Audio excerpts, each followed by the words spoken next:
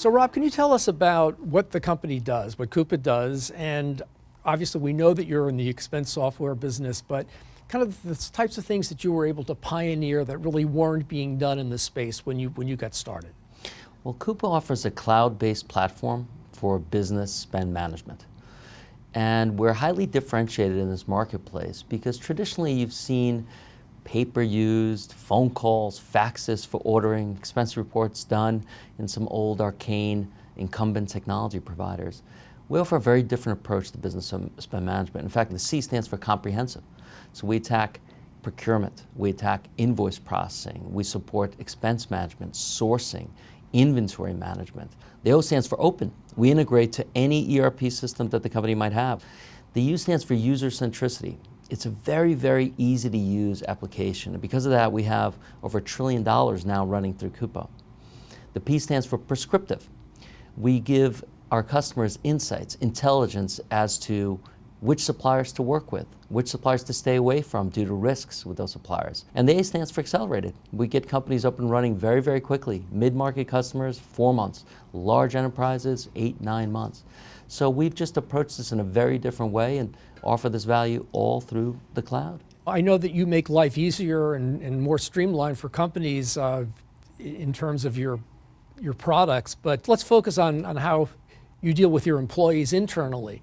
How do you describe your company's mission and how do you explain that or get buy-in for your employees on that mission? Well, what's interesting is that we've been on a number of missions over the last 10 years, but what has been consistent are our core values. We've had dozens and dozens of monthly all-hands meetings, and at every one of those meetings we review our values and we recommit to our values. And those values are ensuring customer success, focusing on results, and striving for excellence. We motivate our employees through rewards. We evaluate them annually based on their adherence to those values. They're really the binding principles of the organization. And do your employees bring you ideas just by virtue of being internally in these companies and seeing how they work that can enhance the new products that you might introduce? Absolutely. And how do you encourage them to do that? Well, I'll give you a statistic. Over the last 12 months, more than 300 new capabilities that we built were inspired by our customers. And we do that through your employees. Exactly, the employee interaction with our customers and then pulling in those insights around problems we want to solve with our customers and encoding them into our platform. Right. You mentioned that you view your constituency as stakeholders, not just shareholders. Can you go into who those stakeholders are and what your responsibilities are to them? Sure. Well, it's everyone that is in some way interacting with the Coupa ecosystem. It's our suppliers. We support 1,000 companies, but they interact with more than 4 million suppliers. So our suppliers are part of that ecosystem. Of course, our employees are part of that ecosystem. Our community, both locally where our headquarters is and where all of our offices are a part of that. We have a Coupa Cares program that goes out and make sure that we dedicate a significant amount of time to helping our communities. We care more than just shareholder return, of which of course we're focused on.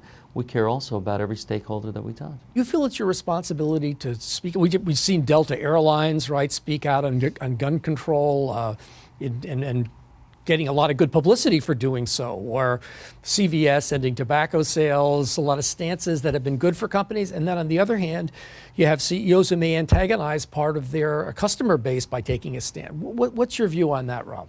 Well, to the extent that it begins to affect our colleagues at the company or our ecosystem, we would take a stand. But generally speaking, we try to steer clear of politics. We're in the business world, and our focus is serving our customers to the best of our ability, first and foremost. So that's how we generally think about it. What's your view on kind of the social impact of capitalism and whether it's the positive that we as Americans always thought it was, whether that's changed, whether there have to be some adjustments so that more of these stakeholders benefit, or whether the more interference you have with it, the less it benefits? I think the system is obviously incredible. It's created opportunity for those that would never have had it, and I've stand to benefit from that in a big, big way. I came to this country with my parents and $1,000 and we got an apartment.